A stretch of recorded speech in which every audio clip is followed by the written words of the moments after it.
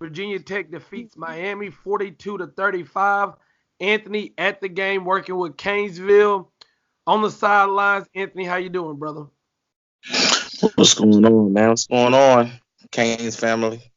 Man, let's get into it, man. It seems I know my voice is gone. You still got your voice? Yeah, I still got my voice, man. I'm mentally exhausted. I'm mentally exhausted right now. All right, let's get it. Virginia Tech beats Miami 42-35. What are your general thoughts on the game? My general thoughts was the same story of all year. Coming out flat, coming out looking hesitant, looking we didn't look loose at all. And it showed on offense or defense. And we got a long way to go, man. We got a long way to go. I think we showed signs of who we are, and who we are isn't a good football team, but an average football team with good players here and there. Um, and I think we got a long way to go to become a good football team. But overall, I really think that they didn't pack it up. They didn't pack it in. You know, what I can take away is I did see some bright spots. I kind of talked to you earlier about one of them. But I did see a couple bright spots here and there that showed that we do have some grit. We do have some dog in some of these guys. So the future may be bright as long as we can back it up with discipline on the field, things that we can control, and coaching. Better coaching, better overall performance from the whole team. Okay, well let's check this out here. Okay. Second time we've come off a bye week looking like Yep, crap. I mean, this is the second time we've come off of a bye week, get into a yep, game, yep. and before we know it, we're down by double digits. This time we're down 28-0. So how much is this blame going on the coaching staff? How do you feel about this coaching staff? Because speaking for myself, I'm starting to lose more and more confidence as I see what's happening. The more information Right. I get, the more confidence Mhm. I'm losing. Yeah, I'm not sold. Manny asked for the guys to give effort. Manny asked for the guys to, he's asking a lot of the guys, but it isn't panning out to what he said the results would be. And this staff, I'm not sold on these guys at all. We still got receivers dropping balls, no difference than last regime last year. We still got undisciplined. We well not still because last we were sound in the defensive backfield, but these defensive backs are very undisciplined. Um, you know, you can see it even with I can excuse Bubbles because he hasn't played in forever. And he just got caught in the moment. He's an aggressive guy, but that was still a disciplined play. When that rub play went long, he still ran the guy down. But and I'm gonna be honest with you. I'm looking at the stats. I'm sorry to interrupt you, but 11 penalties for 90 yards today. Yeah, definitely that killed us. And it was in the worst position. We were having first and 20s, second and 20s, third and 20s. Especially on third downs. We got bailed out by a couple defensive penalties, but we were digging holes for ourselves. Our defense couldn't get off the field a couple times in the red uh when we had them pinned inside their 20 and we were going to have good field position. We let them off the hook a couple times with some bad penalties, and I think, like I said, good teams don't do that. Good teams don't do that. If you're talking about the teams we want to compete with, especially for a ACC championship, they're not going to do that. They're not going to, shoot themselves in the foot. So that's just one of the issues that we continue to have every week. And I'm gonna be honest with you, There's no more excuses about the youth on our offensive line. Florida had the same issue with experience on their offensive line. And today, Virginia Tech had two freshmen on their offensive line.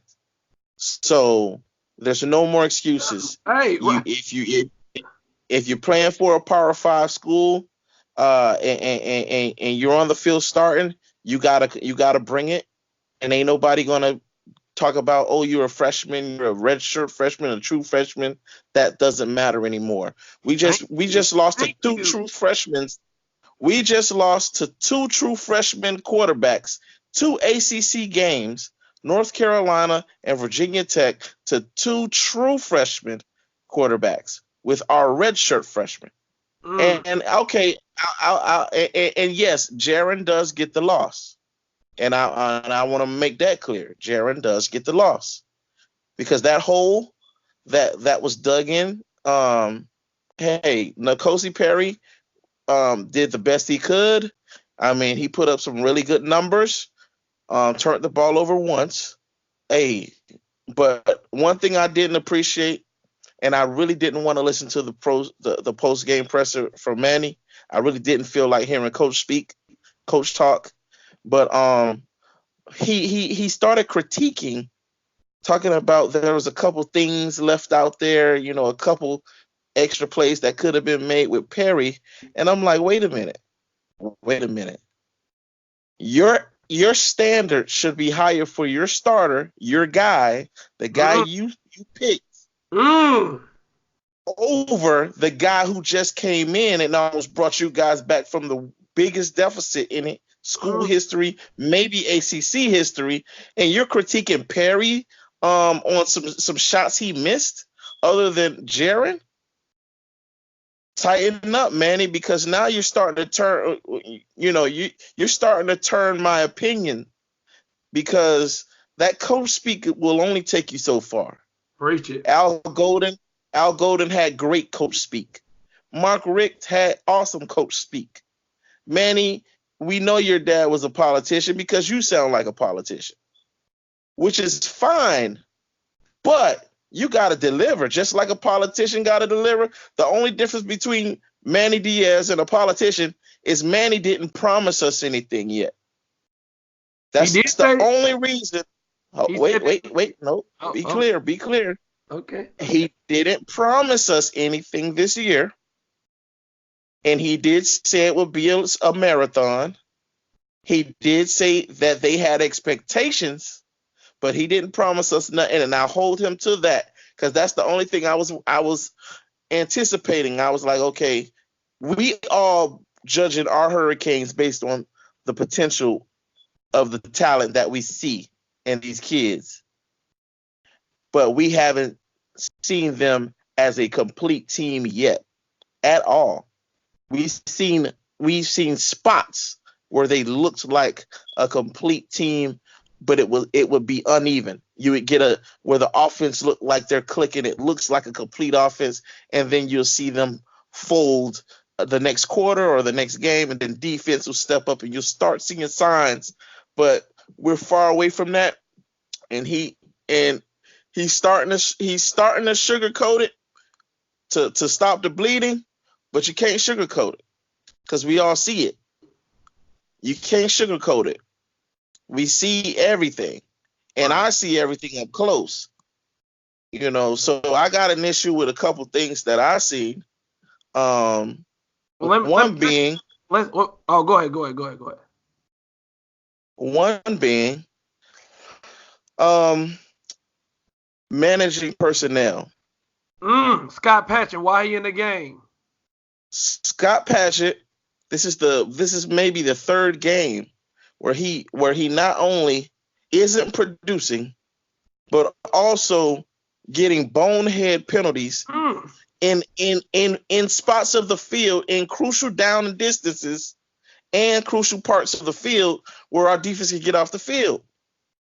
Secondly, Gervin Hall, tighten up, bruh, because Bubba Bolden is coming for your spot. You blew a couple coverages today.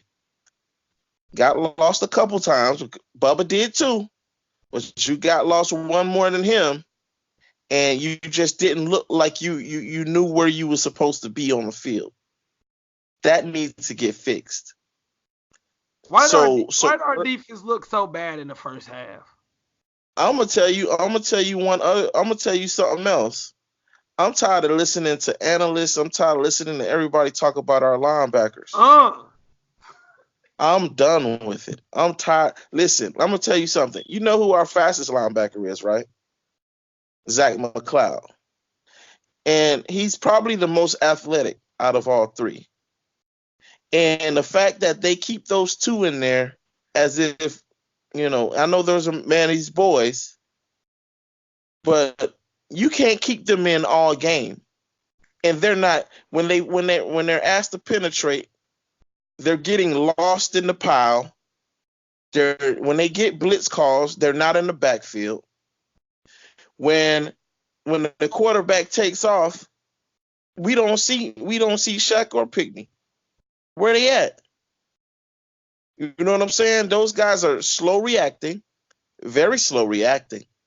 When you call a downhill defensive play where they got one key to lock on and this and that, but when you do that RPO and their reaction time is so slow to where they're always getting caught in the shuffle, and the other team, true freshman on the offensive line, true freshman quarterback is getting positive yards when we got senior linebackers who's supposed to be the generals of the defense. It's not supposed to happen.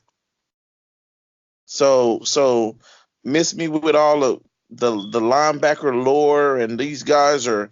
I'm tired of hearing about that. We're not even close to where we need to be. Not even close. I'm gonna be honest with you. Virginia's a lot better than Virginia Tech. And don't. Well, I wanted to keep you on the defense real quick. Go ahead. Let me know if I'm wrong or not. But me watching that game, I thought Coach Blake Baker, he said he was out-coached last week. I thought this week he was blatantly out-coached. I mean, from a point where they were running the same play repeatedly, getting success, to the point where they knew what we were going to run, so they countered that with their own play. I think what hurt them is they got conservative. What are your thoughts on that on Coach Blake Baker? 2 points about that, and it's the second week at home that I've seen this happen. Manny Diaz is keeping a real close eye on Baker, whether you want to call it inside information or not. I'm right next to the sideline. This game, he was actually holding a defensive, not a clipboard, but defensive play sheet. And he was listening very closely to the calls. Manny was. And I was seeing his mouth move while he was holding a defensive. So he's in on whatever signals or whatever's going in, and he's keeping a real close eye on that. And I think he's he's just trying to see what's going on. He's trying to maybe he's trying to help Baker, help Blake, or maybe he's just trying to keep an eye on him to see if he's good enough for the job, because that ain't the defense we're used to seeing getting looking lost with running quarterbacks. We never had a problem with running quarterbacks at all. We never had, and think of all the running quarterbacks from Virginia in their history. We never had a problem with not one of them. And so the kid was named the starter. What was that? A day or two? You broke that, right? That was like 2 days before the game. Right. He was named the starter. Okay, that might have put a kink in the preparation. But one thing I've learned about our team, our in-game coaching, especially last year, but this year's no better. Our in-game coaching is atrocious. Meaning our adjustments, it seems like we're coaching stubborn, because the same plays we were running with against North Carolina when Scott Patchett was in no man's land, just doing some weird looping or backing off the line or some just, and those guys aren't pinning their ears back and doing what we know they do. It's almost as if they're getting too cute. Maybe Blake's getting too cute with the defensive play scheme, but you got to stop that. These guys were recruited to pin their ears back and go downhill and attack the quarterback in the backfield. And there's no way that quarterback should have been looking like that against us today. Boy, looking like us. And another thing is, maybe this is me, and again, this is why I like having this conversation with you, because you can let me know if I'm wrong, but I think we do too many damn substitutions. Let me tell you what I mean.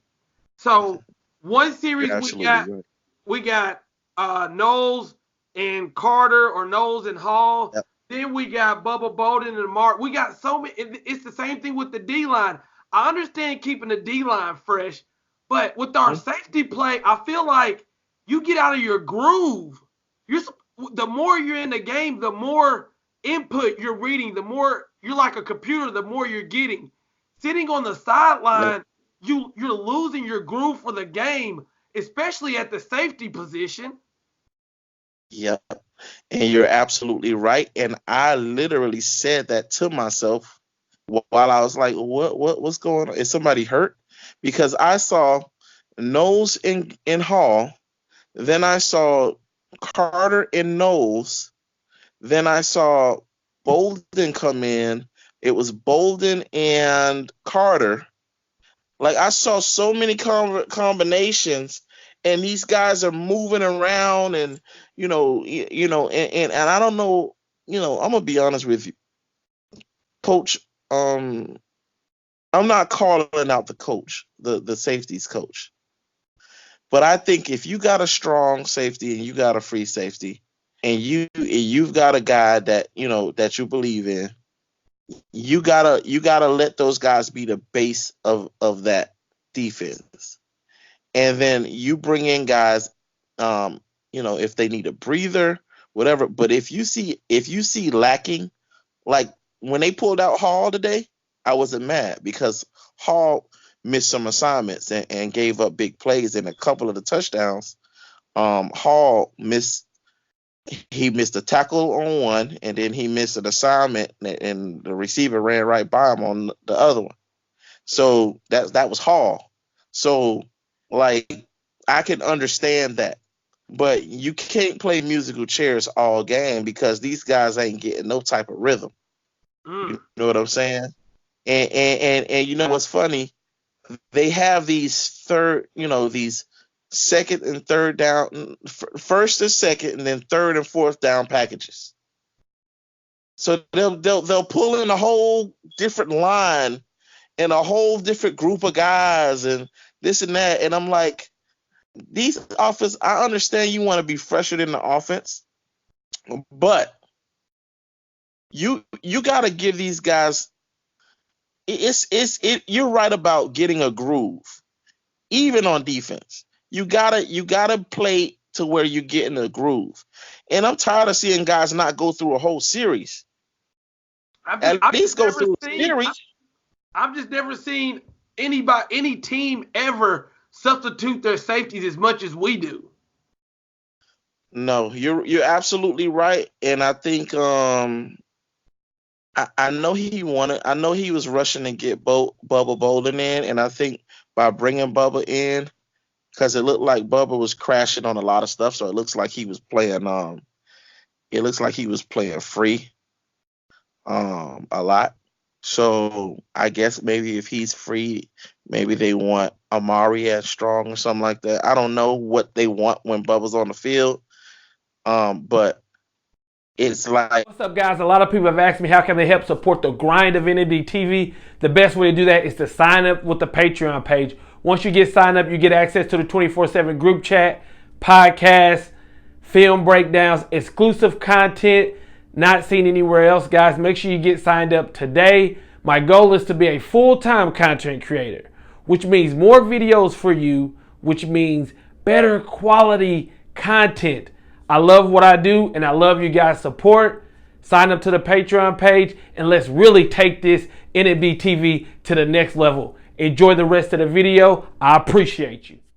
I know they wanted to get him in, so maybe they had to, wherever they put him in, they had to have a guy on the other side that kind of complements him, which is still too much movement, no groove. So I agree with you on that, and you're not wrong. I mean, I'm gonna listen. Even if Nkosi made one of those passes in the end zone and we won that game, we are a long way away, man. I'm gonna be honest with you. We shouldn't have struggled, but we're just not that team yet. This is a team who struggled with Central Michigan, man. Okay. You know, Duke blew this same Virginia Tech team out last week.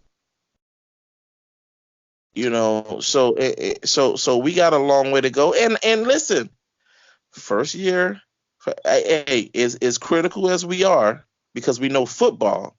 But hey, first year, first this, first that. But we see the deficiencies, so don't BS us about what we're seeing.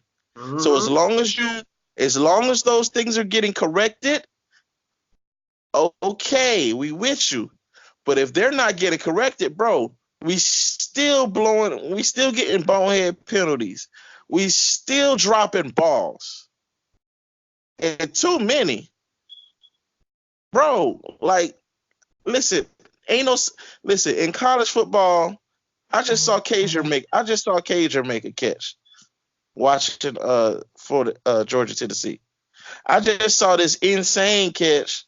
I forgot what game it was. I think it was Florida Auburn, that one hand catch. I'm like, there's no tough catches when you're a starter of a top conference football team.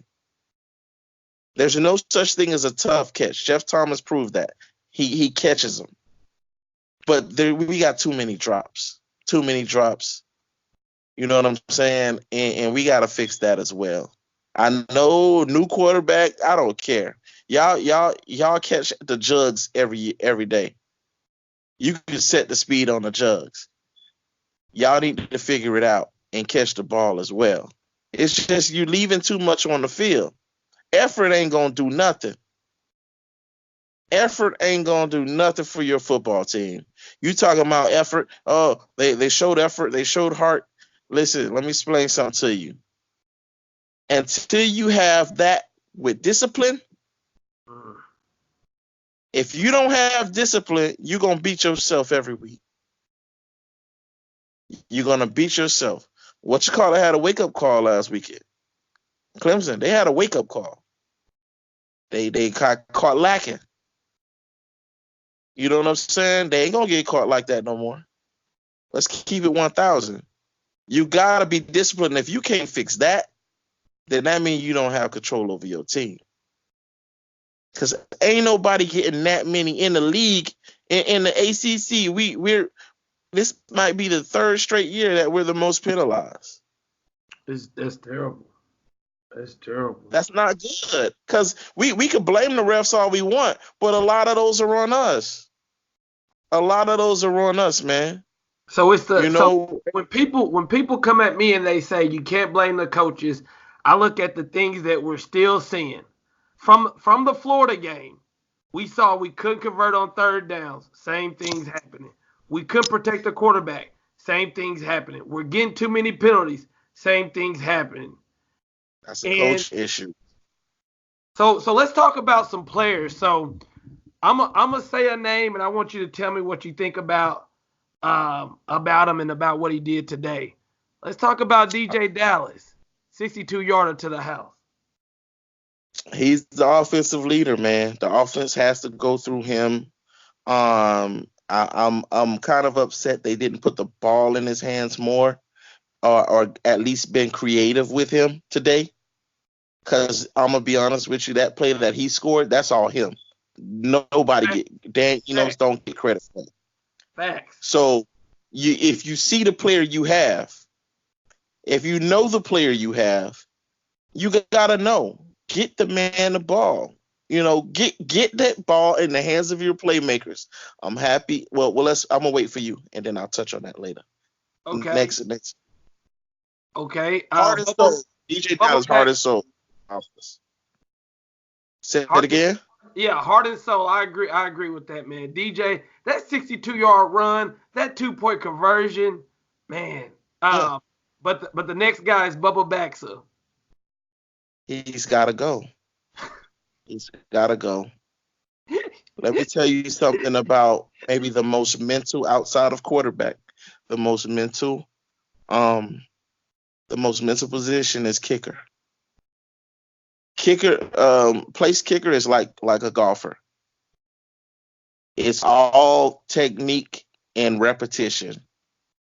But when you start overthinking, it's over. Okay, there's no reason for you to be overthinking on PATs at all.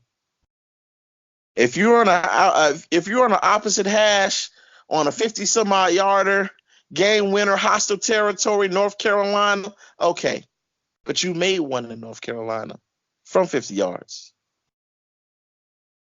so that's not an excuse. You're home, no crazy crowd noise. You seen the stands today?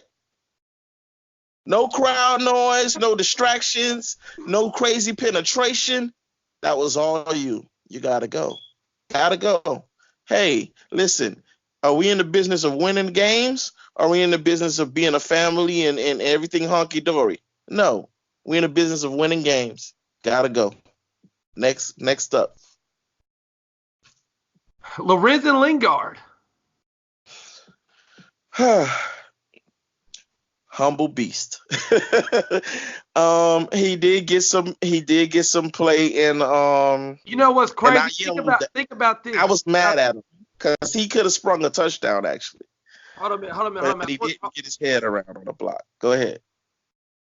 Jimmy Murphy got more carries today than Lorenzen Lingard.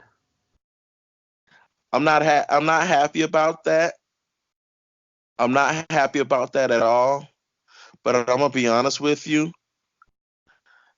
The type of game, especially in the running calls that was made, I'm almost happy that Lingard didn't get a bunch of carries today, because there was. I'm gonna tell you one thing that I learned. Enos is in love with his playbook, his plays. Those damn under center play actions. Did you see what happened with Nkosi when he ran one way and there was no running back? But he did the play action anyway. And then he ended up getting sacked because his back was turned from the defense. And it turned into a 2nd and 20. Because he was under center and he had to turn his back because they're pinning their ears back and running straight down the throats of our young, inexperienced offensive line. So you got your quarterback, the only person with the ball with no protection, with his back to the defense. So now, if you're going to this game, you better use the sponsor of this video, SeatGeek. The SeatGeek ticket app takes the confusion out of buying tickets. So whether it's this game or a concert of some sort, you got to use the SeatGeek app. It rates the tickets from 0 to 10, so you're guaranteed the win. You also can click on your section to see exactly where you're sitting. At the end, make sure you type in NMD TV and you get $20 off your first purchase. Now back to the video. Action is null and void. Because you weren't disciplined enough with the run early, because we got in such a hole. So I think this thing is, I want to go back to a statement you said 2 weeks ago, and I've never heard anybody say this, but you said you have to earn play action. Why are we running play action when we have legitimately probably under 20 yards on the ground? You have to earn play action, and we hadn't earned it. Let me explain something to you. That coach across from us, I forgot his name, their defensive coordinator. Bud Foster. Well, Foster got over 3 decades of coaching. He got over 2 decades of defensive coordinator coaching. You think he gonna fall for that play action when we not establishing no type of running presence? We only established it on one drive the whole game. That was the one drive coming out of the half. The one drive we established a running presence was coming out of the half. The only one. Do you think he cares about a play action? He licking his chops whenever we go under center. Come on, bruh. Get out of here. Get out of here. So you're not earning nothing.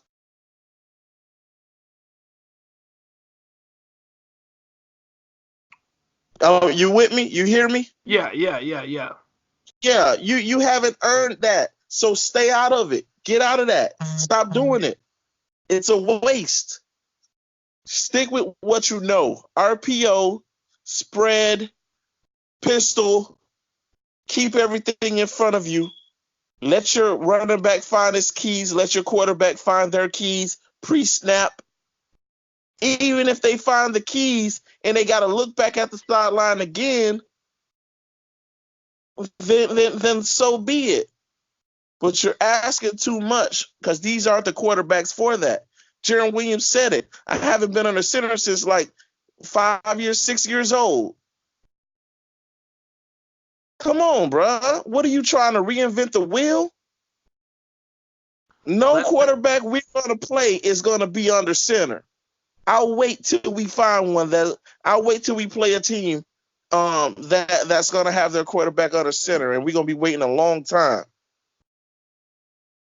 So doing that play action crap. So you know, I think he needs to have a reality check with himself, come to terms with this is a whole nother game, a new game with different style of players.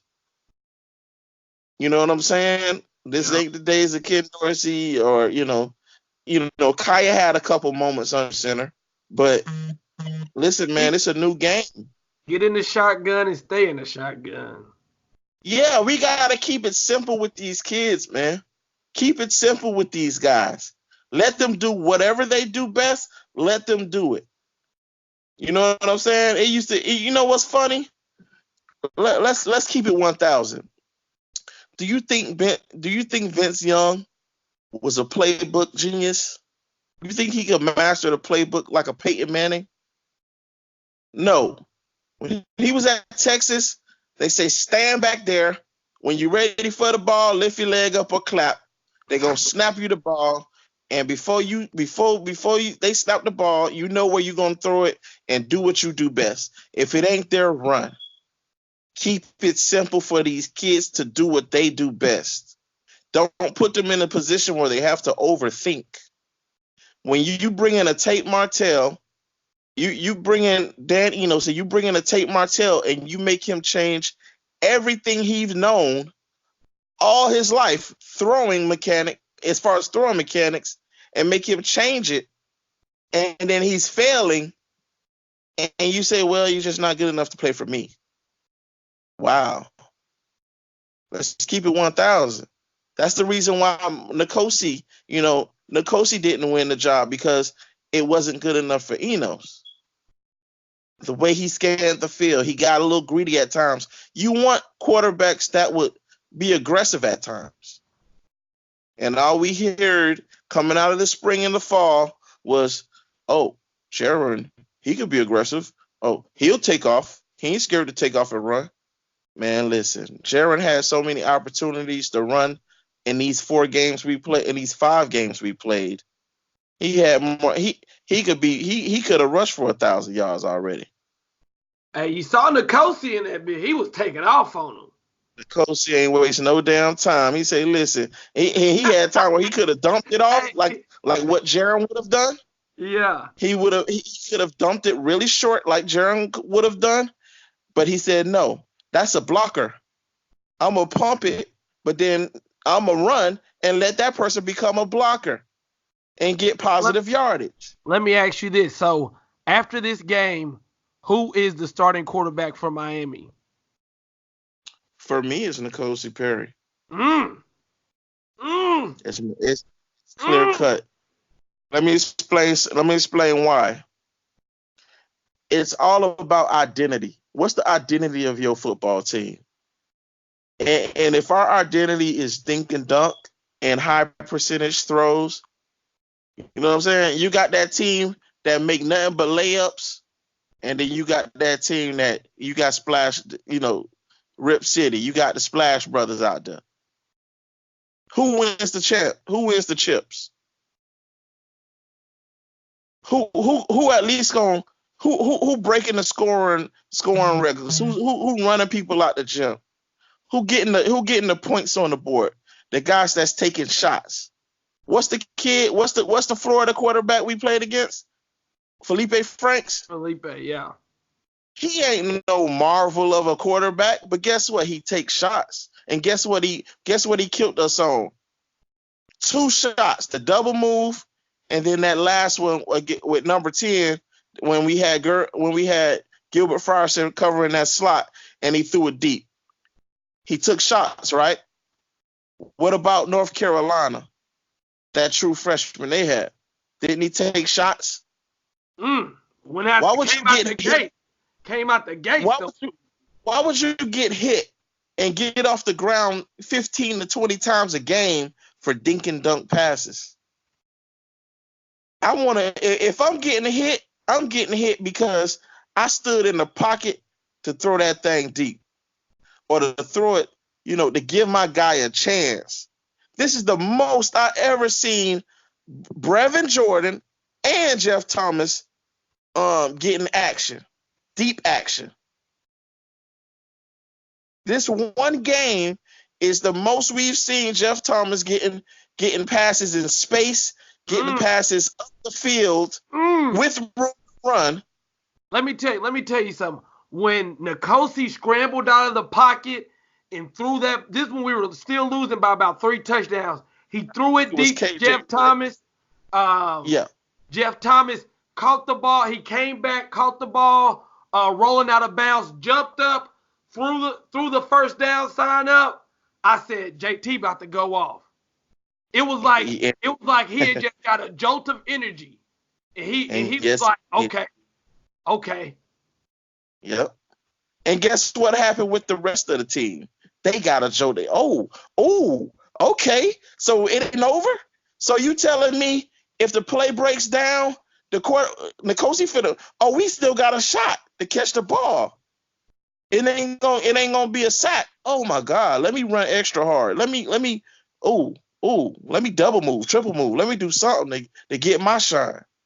Okay, so let me tell you what people are saying right now. Let me tell you, there's people who's listening to this and they're saying, you're gonna take Jaren out just because he had one bad half. And then they're gonna say N'Kosi threw an interception in the end zone, and he also threw an interception that got taken off because of a flag. What would you say to those people? Because that would be the rebuttal. What I would say to those people is this: how many 4 touchdown, 400-yard games does Jaren have? How many times have Jaren brought us back from a deficit to the point where we scored 35 unanswered?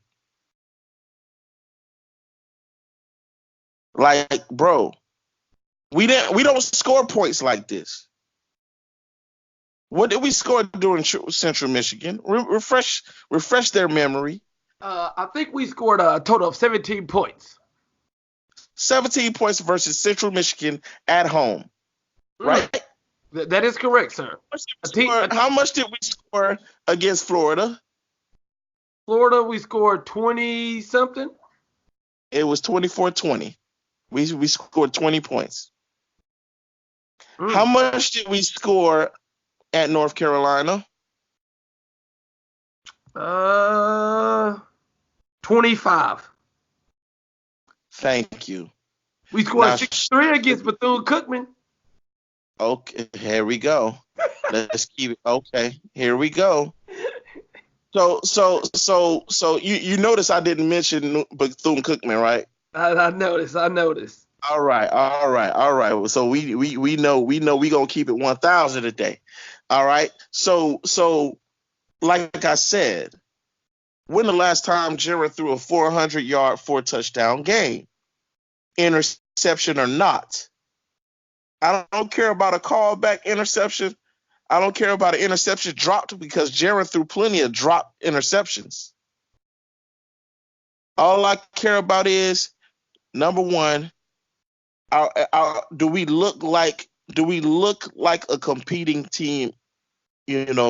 Outside of the penalties, with Kosi on that behind center, more than with Jaron behind center. I say yes. Guess how many receivers caught the ball today? How many? Mark Pope, Mike Harley, D. Wiggins, Jeff Thomas, KJ Osborne, Brevin Jordan. How many targets do we generally see when we look at Jaron throwing the ball? When does he spread the ball out that much? He's going to lean more towards Brevin. Let's keep it 1,000, right? That's his safety valve. He has a really good rapport with Brevin. Nothing wrong with it. He has tried to hit Harley in some spots. He just couldn't get that ball, hitting guys on the run a lot. He's been having issues with hitting guys with room to run on the run. And like I said before, JT, it felt like he was a part of the game plan because Perry wasn't afraid to throw the ball in windows. And you could see where he forced, like even the interception. Listen, it's 4th down. You call it number one. We didn't call not one run down there. Okay, let's 1,000. Got within the 5-yard line and threw the ball. 4 downs, we throwing the ball. And that's what back up for about Enos falling in love with that goddamn playbook. That's what I keep saying. So you expected this kid 4 downs when we keep getting a penalty or or an issue, and then Brevin drops one. Then the second one is questionable. Could have been a pass to the first. I don't know. I didn't see. I couldn't tell. And then 4th down is 4th down. No matter what, he got to force it in there. I don't care who he threw it to. Even if they dropped it, the interception is null and void because it ended up on the 1-yard line. If you roll it to your right and you got one, maybe two people, and you got one guy who got one person on him, and then you got another guy who got 2 people in him in traffic, you throw it to the one guy rolling towards the out of bounds line, and then the DB breaks on the ball, intercepts it, comes out of the end zone, gets out of bounds at the 1-yard line or 2-yard line. What is that? You already went for it on 4th down. You ain't go for a field goal. That's an incomplete pass. Is it not? You're right. So I don't care much about that one. Yeah, we left 7 points on the board. Well, I'm sorry, 6 points. There's no such thing as 7 points with our team no more. Preach it. We left 6 points on the board. Excuse me. And you know what's funny? Before that PAT, I was like, please, Bubba, make this. Please make this. And I didn't say that all game. For all of the other touchdowns, I didn't say, please, Bubba, make this. But I knew the significance, and I knew where we was. It was the 4th quarter. But I knew this was a crucial, because we already made a 2-point conversion. I knew this was a crucial conversion. And I knew the kid, it's something about him with these damn conversions. And it's like, oh my God. And guess what? If I jinxed them, I guarantee 80 to 90% of our fan base, just because I know I wasn't the only one saying, please make this bubble. I know you over there. I know you said Oh, it. man. You said I'm gonna tell you, I was still calming down because that from was that. From, that 62 yeah, yard run was like man. that was like a statement of what DJ Dallas has done at Miami, what he is his effort at Miami. Since this even Mm-hmm. before this kid got here, he was the leading Yeah. recruiter in his class. He was throwing up the U at his high school games. And man, Yep. since he was a freshman, and I was just so proud of him. And then I was just calming down, and then all that went out the window when Bubble Baxter went up there and missed that field goal. Let's go ahead and wrap this up. And I'm gonna ask you All one right. more question, guys. We're here with Anthony, the insider, who works with Canesville. Make sure you check out Canesville football. Also, guys, make sure you check out the SeatGeek app. It's the app that gets you the tickets to all of the games. If you want to go to another Miami game, I know a lot of y'all gonna be second guessing it now, but go to the SeatGeek app. Get you $20 off by typing in the code NMDTV. No space, just NMDTV. Okay. So before the season, I heard a lot of people talking about undefeated. I heard a lot of people talking about 1 and 2 losses. Well, with this loss, we're pretty much eliminated from winning the Coastal. We're pretty much eliminated, I believe. I think there's like maybe a chance, but as of right now, I think we're pretty much eliminated. Is this season a failure? Yes or no? Why or why not? It's too early to tell if it's a failure. Because it ain't how you start, it's how you finish, and we're starting. We're just starting a new regime. Um, we've got a lot of players that we still haven't seen on the field. We got a lot of things that we're kicking the tires on this offense, this defense, the schemes, the coaches, everything. So obviously our expectations were higher, but if it depending on how we finish, if we start to look like a team, to end off this season, to start seeing signs of adjustments being made, seeing the results of their the coaching based on what they're telling us they're looking for out of these kids, then and also the experience that we're building, then it may not be a failure. But the Hurricane fan in me, the season ticket holder in me, the guy that used to cut the TV off during the wide right kicks because I was scared. I was praying. It's a failure to that part of me because we know the talent level is there. It's just we're not producing what we know we have. We knew we had a N'Kosi Perry that could make throws and that could keep us in games and bring us back from games. But for some reason, we got to go along with what this new staff is talking about, and it's not panning out. So that's a failure. If you say this guy is our guy and he ain't doing our guy stuff, he ain't winning our games, you know what I'm saying? Even the games he won, he just didn't lose the game. You know what I'm saying? But he was 1 or 2 turnovers away from losing the game based on the games we talk about. So, and then N'Kosi won't sniff the field again unless it's an injury or something. Then that's going to be a problem. And I do think that for me it's a failure because now I'm only looking forward to just seeing the younger guys get some playing time and seeing how they develop for next year. All right. Next up for the Canes, they play Virginia Friday night. If somehow we can manage to win that game, I think that changes things around. How fitting would it be if last year is when N'Kosi got benched against Virginia? If he gets to start against Virginia and really turns around this season, all we can do is really hope. Anthony, man, thank you so much for doing this. Go ahead and let the people know what you got going on with Canesville. I know y'all are doing a lot of stuff with YouTube and with the team and with photography. and everything. What y'all got going on?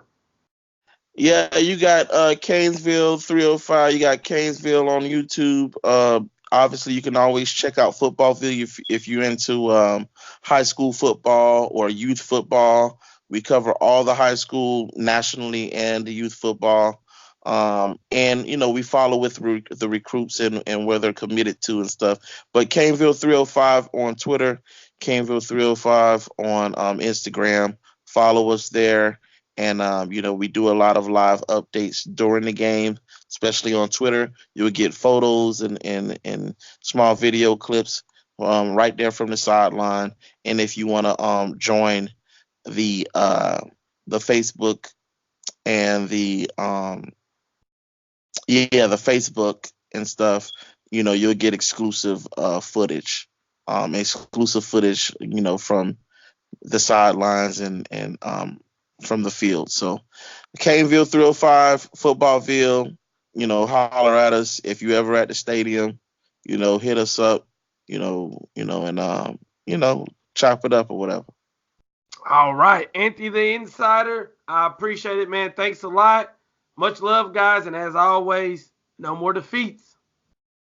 All right, bro. What's up, guys? A lot of people have asked me how can they help support the grind of NMD TV. The best way to do that is to sign up with the Patreon page. Once you get signed up, you get access to the 24/7 group chat, podcasts, film breakdowns, exclusive content not seen anywhere else. Guys, make sure you get signed up today. My goal is to be a full-time content creator, which means more videos for you, which means better quality content.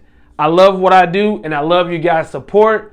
Sign up to the Patreon page, and let's really take this NMD TV to the next level. Enjoy the rest of the video. I appreciate you.